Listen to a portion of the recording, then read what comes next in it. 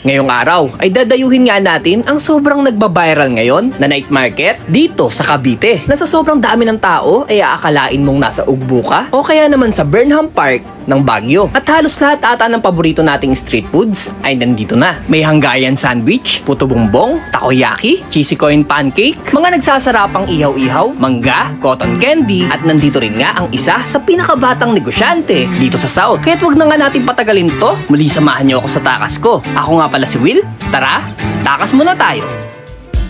At ang takas nga natin ngayong araw ay dito sa napakagandang bayan ng Mendez, Cavite. Dahil dito sa may Town Plaza, malapit lang sa may St. Agustin Parish Church, nagbukas na nga ang Mendez Food Night Market. So good day mga katakas, nandito tayo ngayon sa may Mendez Night Food Market. Yun, sobrang daming tao dito ngayon.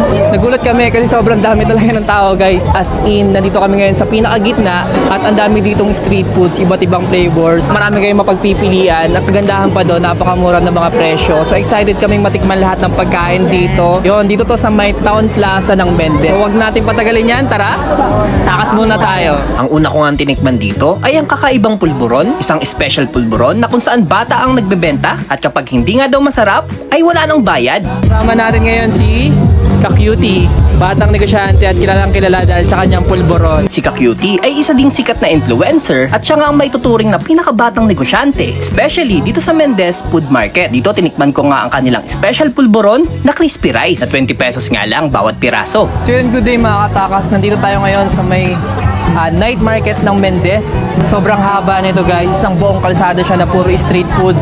Estimated ko meron ditong hindi bababa ng ng 30 stall siguro yun, hindi ko sure pero nasa ganun siya. Iba't ibang mga pagkain yung makikita nyo dito guys. May mga nakasanayan nating mga isaw-isaw, ganun.